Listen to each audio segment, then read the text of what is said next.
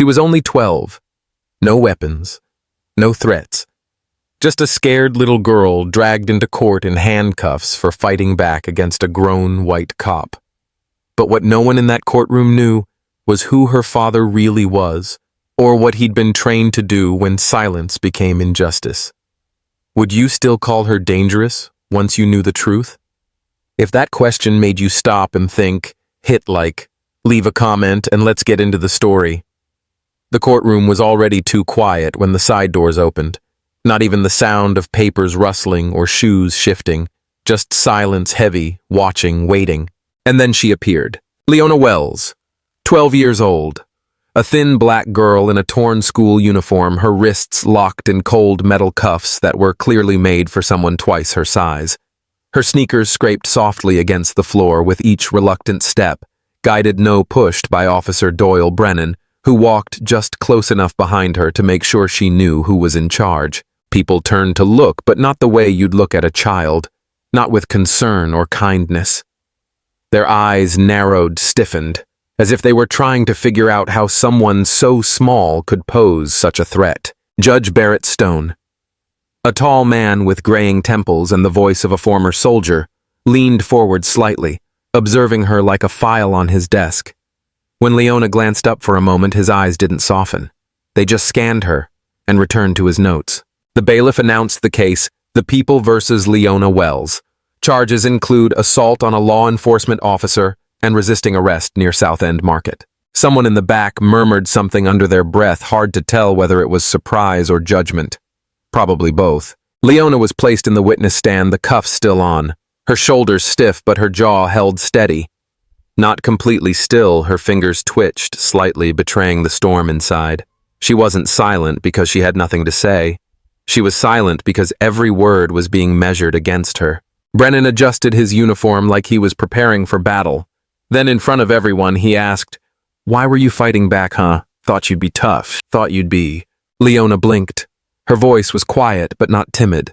"Because he hurt me first." A few eyebrows raised. Not many. Most kept their heads down, either typing notes or pretending they didn't hear what they just heard. Judge Stone didn't ask for clarity. He didn't even pause. Instead, he picked up his gavel and said flatly, "This court demands order. No reprimand for the officer. No pause to ask what Leona meant. Just a child in cuffs and a system moving right past her like she was an inconvenience." And yet she didn't cry. The prosecutor, Ms. Flanagan, leaned toward the microphone and began listing off her charges, her voice crisp, rehearsed, and impersonal, as though she were reading off parking violations. Leona sat still. Brennan smirked. As the accusations were read, no one seemed to wonder how a child could have overpowered a fully grown officer. No one questioned why a 12-year-old would be alone near the market that evening. No one asked why she didn't have a parent with her during booking. Not once. Judge Stone turned to her briefly. "Do you understand the charges brought against you?" Leona nodded. "Do you wish to say anything before we proceed?" She opened her mouth slightly, then stopped herself. Then she spoke, not loud, not angry, but her words came with something deeper than volume, something that stayed in the room after she said it. "He said I looked like trouble," she whispered. "That's all it took." No one responded. Not officially, not with words, but the bailiff shifted uncomfortably. A man in the back crossed his arms tightly, and for just a moment, Judge Stone looked like he might have something to say. But then he looked down again at the paper, not at the girl, and gave a single nod. "Proceed." And just like that, the courtroom moved forward, as if nothing had been broken. As if they hadn't just watched a child confess not to a crime, but to a label she didn't choose, one that had been stamped on her the moment she walked into that market with brown skin and a backpack too big for her frame. But Leona sat still. She didn't squirm. She didn't shout. She just stared at her own hands in those metal cuffs, quietly waiting for someone, anyone, to notice they didn't belong there. It wasn't that Leona stayed quiet. It was that the courtroom was too loud with people who had already made up their minds. Nurse Cynthia Green was the first to take the stand that morning. Her uniform still had a faint crease from the overnight shift. Her voice didn't tremble, but her hands kept moving as if trying to shake off the memory. "I was on duty at South End ER that night," she said calmly. "The girl came in with a gash near the back of her head. The officer said she'd resisted arrest, but I asked her what happened and she told me he slammed her down. No warning. Just force. For a moment, something shifted in the room, but not for long. The prosecutor, Ms. Flanagan, barely let the words land before rising. Objection, Your Honor. That's hearsay and lacks legal relevance. Judge Stone didn't hesitate. Objection sustained. Ms. Green, please keep your comments to observable facts, not impressions. Green paused. Her lips tightened, but she nodded. Yes, Your Honor. But as she stepped down, she looked at Leona just once, and something in her face, guilt, maybe seemed to say what the courtroom would not. Next came Clara Hayes, Leona's English teacher. Mid-30s, soft-spoken, and clearly nervous. She clutched a folder full of student essays that would never be read aloud here. I've known Leona since 4th grade she began, and she's not a violent child. She's thoughtful, quiet, yes, but curious and kind. She writes stories about her mother. Ms. Hayes Flanagan cut in sharply. We're not here for character endorsements. This isn't a parent-teacher conference. Stone nodded. Sustained. Please keep your remarks within legal boundaries. Clara blinked, stunned. But this is about who she is, isn't it? Silence. And then Flanagan answered flat and cold. Emotions don't belong in this courtroom. The words didn't echo, but they landed like a slap. Leona sat through it all, hands clenched tightly in her lap. She didn't look down. She didn't cry. But her eyes never stopped watching the adults stumble over the truth, watching every person who tried to defend her get shut down like they were making too much noise in church. When her teacher walked past her on the way out, Leona whispered something not even loud enough for the mic to pick up. But Clara stopped, swallowed hard, and kept walking. Then it was Leona's turn to speak, for the first time. Stone looked at her, brow raised as if already bracing for something inconvenient. Ms. Wells, he said, you may respond if you wish. Leona took a breath. One slow breath. And then she looked around the room. Not at Brennan. Not even at the judge. She looked at the jurors, then at Flanagan, and finally back at Stone. And then she said it. Quiet, steady. You'd listen to me if I looked like your granddaughter. There was no gasp, no chaos, just a beat of absolute stillness. Even Judge Stone didn't move for a second. His gavel stayed resting on the bench. His hand just hovered there, undecided. And for the first time in that room, Leona didn't feel small because of the cuffs or the whispers. She felt small because everyone had worked so hard not to see her at all. Not as a child, not as a human, not as someone whose voice should matter. And still she spoke anyway. That was the moment the audience watching the trial began to shift in their seats. Not because of outrage, not because of pity, but because something about the way she said it didn't feel like a performance. It felt like a wound they'd all been trained to ignore. He didn't yell. He didn't sneer. Judge Barrett Stone didn't need to raise his voice because the weight of his silence was enough to freeze a room. To many, he looked like justice itself. Upright posture, silver hair, always neat black robe, sharp at the shoulders. But there was something behind his stillness, something older than this courtroom, colder than the marble beneath their feet. Barrett Stone had served before he ever judged. A soldier once, respected, feared, and then bereaved. His son had died in a war far from here. A son he'd raised to follow orders and stand tall just like him. The folded flag sat in a glass case above his fireplace, but what really stayed with him was the silence that followed. Not just grief, but the brutal truth that even control couldn't protect what you loved. So when the media tore him apart years later for ruling in favor of a white officer in a police misconduct case, Stone didn't lash out. He simply withdrew, not from the bench, but from empathy. He told himself emotions only cloud the law, and from that point on, he made sure his courtroom had no space for them. In his private chambers, away from the audience, he once told his clerk, "These kids today, they all think they're victims. You hold them accountable, and they call it cruelty." He didn't say it angrily.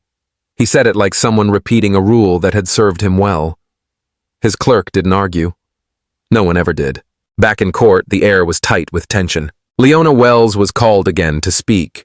Her small figure walked toward the stand with steps careful, but not cowardly. Her school shirt was still torn, her wrists still marked from the cuffs. She had the face of a child, but the room didn't see a child. They saw a problem, a disruption, a risk. Stone watched her closely, not with malice, but with that unshakable lens of legal detachment. Flanagan fired her questions. Brennan stood confidently, his arms crossed, jaw tense. Then it happened subtle quick. As Leona stepped down from the stand, Officer Brennan reached for her arm, not to help, but to control. His hand gripped too tightly, his movement too swift. Leona flinched. She didn't cry out. She didn't stumble. But her body recoiled instinctively, and that was enough. Stone saw it. Just for a moment his eyes flickered. The kind of flicker that betrays a crack in stone. A memory. A question. A ghost. Was it his son he saw for a split second? Or a truth he'd spent years refusing to look directly at? But the flicker passed. Just as quickly as it came, he blinked, and it was gone. He straightened, placed both hands on the bench, and said almost to himself, "We don't bend the law for feelings." Then louder as if to the room, but really to no one in particular. "Because if we do, we lose everything." And just like that, the wall went back up, smooth, unbreakable, cold. But for those who had noticed, even briefly, something had shifted. It was the teacher who brought the papers in.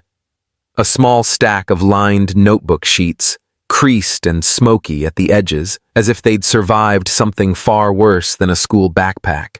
Clara Hayes, 5th grade homeroom teacher, asked permission to read from one of them. Her voice was even, but the way she held the papers with 2 hands and a trembling thumb said this wasn't just an assignment. "This," she said gently, "is a writing prompt Leona submitted last month. The topic was, 'What do you fear at night?'" She looked down at the page. Her lips moved silently once, maybe twice, like she was trying to prepare herself before letting the words out. "I fear the smell of smoke," she began. "Not just any smoke. My smoke. The kind that woke me up one night when the kitchen light flickered and my mom screamed for me to crawl." The courtroom, once filled with shuffling papers and rustling suits, went still. Even Flanagan didn't move. They said it was faulty wiring. But I saw the man. I saw him standing outside 2 nights before. Watching. I thought he was lost. My mom said not to worry. But the next night, she was the one who didn't make it out. Hayes stopped. Her voice had caught somewhere deep in her chest. Judge Stone leaned back in his chair. His fingers tapped the wood once, then twice. Finally, he spoke. "Is this trauma testimony?" "Because this is not a therapy session, Miss Hayes." She folded the paper carefully as if it were something sacred. "No, Your Honor," she replied. "It's just a child's words." Flanagan stood without being prompted. "Then it's inadmissible. Emotional narratives don't belong in legal proceedings." Leona was quiet for a moment. She had been watching the paper more than the people, but when Flanagan's words echoed in the room, she looked up. Her voice didn't rise, it didn't break, but it cut through the silence like something old and sharp. "I still sleep with a flashlight," she said. Flanagan turned. "Excuse me." "I said," Leona repeated, "I still sleep with a flashlight. Every night. Under the blanket. Close to my chest." "Does that sound like someone who feels safe to you?" No one answered. She looked straight ahead. Her eyes weren't teary, but there was a weight behind them. The kind of weight that doesn't beg for pity but dares you to dismiss it. "I don't care if you think it's emotional," she said. "It's what happened. It's still happening. Just because I don't scream doesn't mean I'm fine." You could feel it, not just hear it, feel it. Something in the room shifted. Not loudly, not all at once. But the jury leaned in just a little. A few spectators looked down. Even the bailiff, who'd barely blinked since the start of the hearing, pressed his lips together. For the first time, Leona wasn't just the girl in handcuffs or the file on the desk. She was a 12-year-old trying to hold her world together with a flashlight and a memory she couldn't shake. And while Judge Stone said nothing, didn't flinch, didn't react, there was a longer pause before he moved on. Long enough for people to wonder what it must feel like to live in a body that small and carry that much fear every single night. Leona didn't ask for sympathy. She didn't need it. What she needed was someone to stop pretending that silence meant peace. It happened quietly. No doors slammed. No footsteps echoed. Just the soft shuffle of a chair pulling back in the rear of the courtroom, as if someone had been sitting there longer than anyone noticed or had just arrived when no one was looking. A man stood near the back alone. Tall, broad-shouldered, dark-skinned. He wore a simple gray dress shirt tucked into charcoal slacks. No tie, no badge, nothing official about him. And yet, something was different. He didn't lean on the wall. He didn't cross his arms. He stood straight, calm hands in front of him. Fingers closed around a ring of keys that hung loosely by his side. The kind of keys that looked old, Used. At the end of the ring, dangling barely in sight, was a weathered metal tag with a faded seal etched into it. Most wouldn't recognize it. But if you had worked in intelligence, or around it, you'd know that logo didn't belong to any public agency. Flanagan didn't see him. Judge Stone didn't glance back. But Brennan did. At first, just a passing glance. Then a second look, a squint. He leaned toward the bailiff and whispered, "That guy looks Langley familiar." The bailiff didn't answer. But something about the man's stillness was making people uneasy. Not in the way that screams danger, but in the way silence can hum with a presence too heavy to ignore. Leona hadn't noticed at first. She had been clutching the edges of the seat, still trying to stay calm after sharing her story. But then maybe it was a shift in the air, or maybe it was instinct. She turned her head. And there he was. Her eyes didn't widen. She didn't gasp. It was more subtle than that, like a child catching sight of a dream they thought they'd stopped believing in. Her lips parted slightly. One hand rose just a bit, as if reaching before she could stop herself. She didn't say his name. Just a quiet question, barely audible, like the words were shaped more in her heart than her throat. "Is that my dad?" No one answered. The man didn't move, didn't nod, didn't blink. But he did squeeze the keys once softly and then let them fall against his leg with a light clink. The sound was small, but it landed like a message. He was here. He wasn't walking away. Leona's shoulders straightened, just a little. The courtroom kept moving. Another witness was called. A legal point was debated. But no one could fully ignore the shift. Something had changed. The man in gray never spoke. He never approached the bench. But his presence began to cast a shadow that reached farther than the front row. Even Judge Stone, though he never turned his head, began to pause longer between statements. His gavel sat untouched for minutes at a time, and when Brennan glanced back again, his posture was different, less smug, more cautious. Because whether anyone knew his name or not, whether they understood what that keychain meant or not, one thing was clear. That man didn't come to watch. He came for a reason. And whatever that reason was, it was only just beginning to unfold. The room had quieted, but it wasn't peace, it was pressure. The kind that builds when the truth is hanging in the air and no one wants to reach for it. Leona was back in the witness chair. This time her feet didn't swing. They stayed flat against the wooden rung below, stiff like she was trying to hold herself together from the ground up. The prosecutor stood with arms crossed, flipping through papers like they were weapons. Then came the question, calculated clean. "If you weren't resisting, Ms. Wells," she asked, "why didn't you stay still?" There was no objection, no soft voice cutting in to protect the child in the chair. Just that silence again, waiting to see if a 12-year-old could answer like an adult. Leona looked down first. Her hands clasped in her lap were shaking, but not from fear. From the weight of being told again and again that her truth wasn't good enough unless it matched theirs. Her voice, when it came, was small, but it didn't need volume. "When someone calls you dangerous long enough," she said slowly, "you start to believe them." That line didn't echo off the walls. It sank, like a stone in water. You didn't hear it, you felt it fall. Cynthia Green, the nurse who had testified earlier, wiped at her cheek with the back of her hand. No one had noticed she was still in the room, but now her tears made people notice. She had been the one to clean the blood from Leona's knees, the one to gently hold an ice pack to the girl's temple. But not the one allowed to file a report. That had been out of her hands. Now the prosecutor, maybe sensing momentum shifting, lifted a photograph and held it for all to see. A shallow scrape ran across Officer Brennan's forearm, barely pink. This, she said, was the injury sustained by the officer in question during the encounter. Make no mistake, this is what started all of this. Leona didn't look away. Her eyes stayed locked on the photo, but it was her words that cut deeper. "That's all it takes to make me a monster?" she asked. One scratch. Stone didn't flinch. He leaned forward, fingers steepled. "This court will not be manipulated by pity," he said flatly. Leona's lips trembled, but she didn't cry. Not yet. "It's not pity," she said. "It's pain. You just can't tell the difference." And just like that, the entire courtroom shifted. Because pain, when it's honest, doesn't shout. It doesn't have to. It just waits to be felt. And in that moment, even those who had sat unmoved for hours began to see that this wasn't about a child who acted out. It was about a system that never made room for her to exist gently. Her body was still small, but her truth filled the room. And Brennan? He looked down for the first time. Because sometimes even the ones who don't feel guilt can feel the heat of being watched. There was no warning, no shift in lighting, just the slow, quiet scrape of a chair sliding back and the sound of footsteps crossing the courtroom floor, measured firm, unshaken. The man in the gray shirt stepped into the center of the room. "I'm Victor Wells," he said simply. "Leona's legal guardian." There was a moment of pause, like the whole room forgot how to breathe. Flanagan was the first to snap. "Objection, Your Honor. This man is not listed on record. We have no documentation." Victor didn't look at her. He reached into his coat, calmly pulling out a thin black wallet. No theatrics, no rush, just the sound of aged leather unfolding. He held it out in one hand. Inside was a worn but unmistakable CIA badge, 20 years. Covert black operations, counterintelligence, 2 continents, 5 administrations.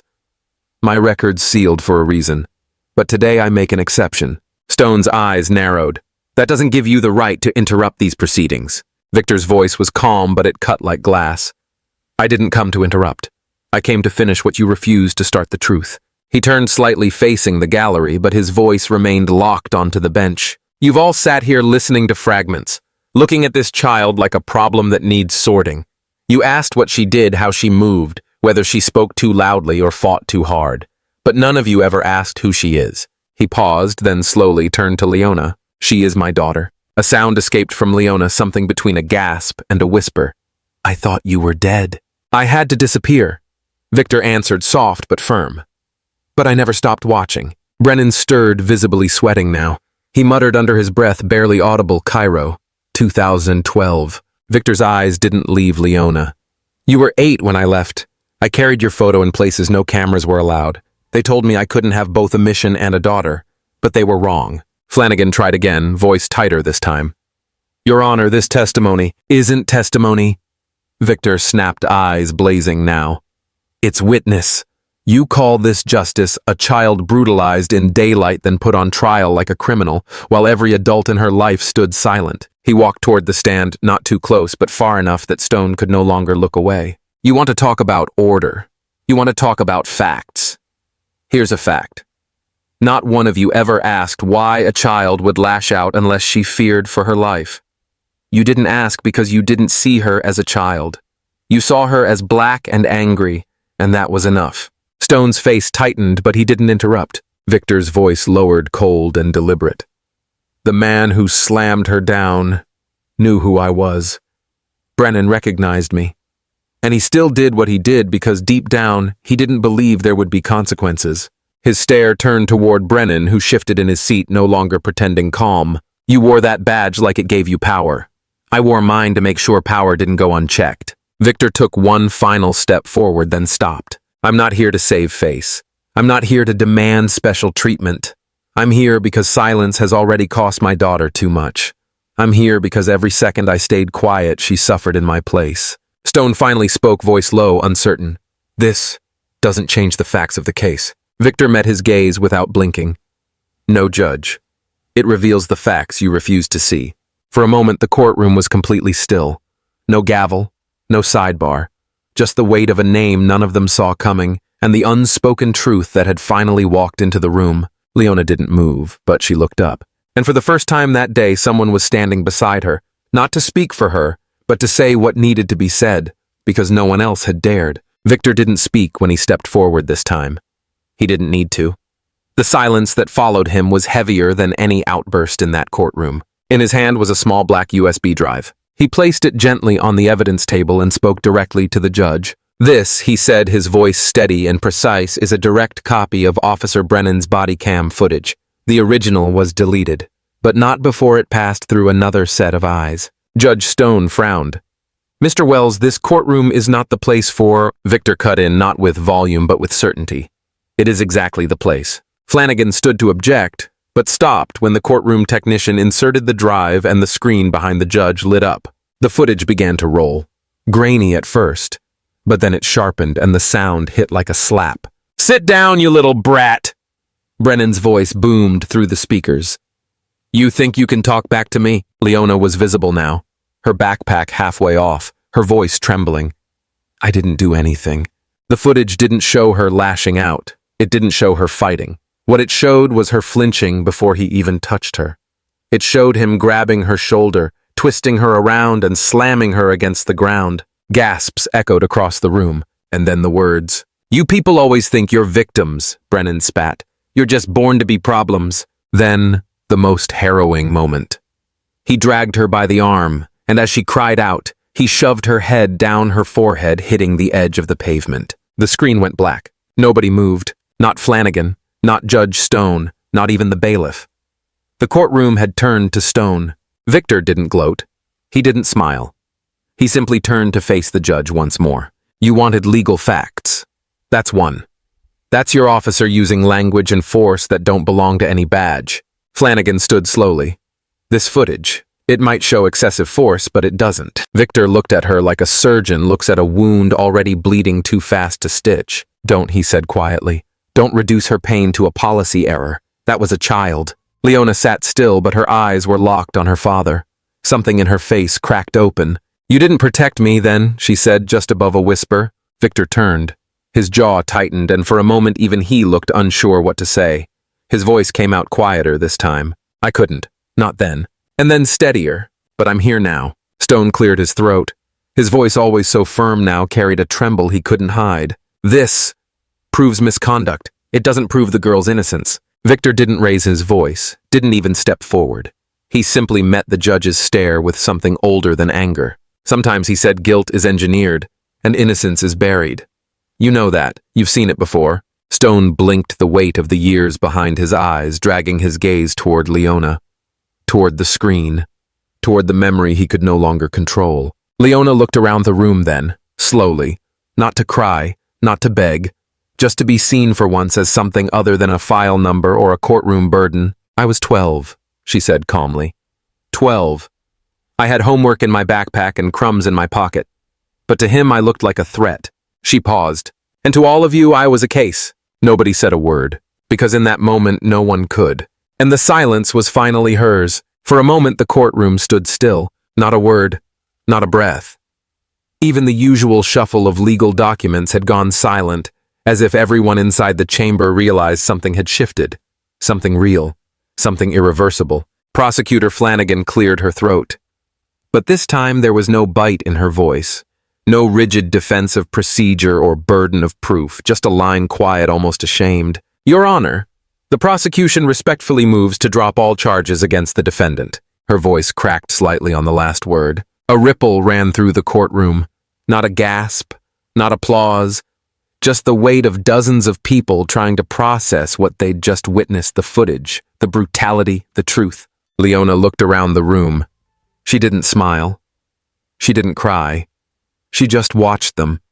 These adults who had dismissed her, discredited her, called her dangerous, trying to look anywhere except into her eyes. Judge Stone remained still behind the bench. His gavel rested on the polished wood beside him, untouched. For years he had used it to command silence, to reassert order, to remind everyone who held control in that room. But now, he simply stared. Not at the prosecutor, not at the defense. At the girl. And for the first time since the trial began, he didn't see a threat. He saw a child. Victor stepped forward slowly, as if not to startle the very silence he had helped create. His tone was calm, measured, but there was a power in it that didn't come from volume. "It shouldn't have taken this," he said, glancing at the screen still paused on the final frame of the body cam footage. "But sometimes it does." Flanagan looked down at her notes as if they might offer her shelter, but they didn't. Victor turned to face Judge Stone directly. "I don't want vengeance. I want accountability. And that begins with acknowledgement. You all looked at her and saw a disruption. But she was just trying to survive." Stone's fingers twitched at the edge of his bench. He opened his mouth to speak, but no words came out. He didn't even try again. Victor didn't press. He just added with a slight incline of his head, "Not all power wears robes, Your Honor." Leona stood slowly, her chair scraping softly against the floor. All eyes turned to her again, but this time, no one saw a menace. No one reached for a radio. No one moved to silence her. She stepped forward, small hands still trembling slightly, and looked up at the bench that had loomed over her for the past week, like a fortress. "I didn't need to win," she said, voice clear. "I just needed to be heard." Stone blinked once. And in that blink was 1,000 unspoken reckonings. Cases dismissed too quickly. Testimonies ignored, voices buried beneath the weight of technicalities. The bailiff approached Brennan, now seated rigidly beside his attorney. His face had lost its smugness. His badge, once proudly displayed on his chest, now looked like dead weight. "You're under internal review pending arrest," the bailiff said flatly, reaching for the cuffs. Brennan didn't resist. He didn't speak. He just lowered his head. And that silence wasn't justice, but it was the beginning of it. Clara Hayes reached over and gently touched Leona's shoulder. "You did more than survive," she whispered. "You changed the room." Victor didn't move toward his daughter yet. He stood back, giving her the space to stand tall without leaning on anyone. Leona looked at him, really looked. And in her eyes was not gratitude, not even relief. It was recognition. For the first time, she saw someone who wouldn't leave. Someone who had come back, not with noise or flash, but with the weight of truth. She whispered, barely audible, "I see you now." Victor smiled gently. "I never stopped seeing you." Behind them, the courtroom began to stir. The judge still hadn't called recess. No one moved to adjourn.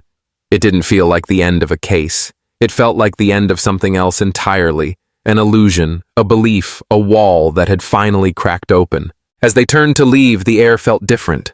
Not lighter, but clearer. And that was enough for now. The doors swung open slowly as Leona stepped outside. The light was softer now, filtered through the late afternoon haze. Her hands were still trembling slightly, fingers twitching from everything they had held in for so long, but her face was calm. Not blank, not numb, just still. As if for the first time in days, she was no longer bracing for impact. Victor followed behind her, only a few steps away, yet it felt like he'd crossed miles to reach her. His walk was slower now, less guarded, and when he reached her side, he didn't say anything. He didn't have to. He simply wrapped his arms around her tight, certain quiet. And she didn't flinch. She didn't hold back. She leaned in and let herself be held. 7 years. 7 years of questions with no answers. Of birthdays missed, of stories half told and never finished. And yet in that embrace, all the absence bent into a single moment of presence. Inside the courtroom, most people had already begun to gather their things. Some avoided eye contact with each other. Some lingered in their seats, not sure why they weren't moving. Judge Stone still hadn't left the bench. His gavel sat unused like it had all day, but he no longer looked at it like a symbol of order. He looked at it like a weight. Clara Hayes, still seated in the front row, turned to him. Her voice was barely above a whisper, but in the silence that remained, it carried. "We almost lost her." Stone didn't answer, but his eyes, tired and older than they had seemed hours earlier, followed the girl walking through the doors he once ordered her dragged into. Back outside, Leona looked up at her father. "Does this mean it's over?" she asked, her voice so quiet it might have been mistaken for wind. Victor shook his head. "No," he said gently, "but it means they had to see you. And that matters." She nodded, slowly, as if still trying to believe it. They walked down the steps together. No cameras, no crowd, just the sound of their footsteps and the echo of what had just taken place in that room behind them. She didn't ask where they were going. He didn't promise anything, and still each step forward felt more certain than the one before it. A narrator's voice would have ruined it. A moral would have cheapened it. But if there was anything to be said, if there was anything to leave behind in that space, it was this. She didn't shout. She didn't scream. She just stood. And sometimes that's how you win. This wasn't just a trial. It was a mirror. Not for her, but for them. For us. Because when a system forgets who it's meant to protect, sometimes it takes a child scared alone, underestimated, to remind it what justice is supposed to feel like. She wasn't saved. She survived. And in doing so, she changed the room.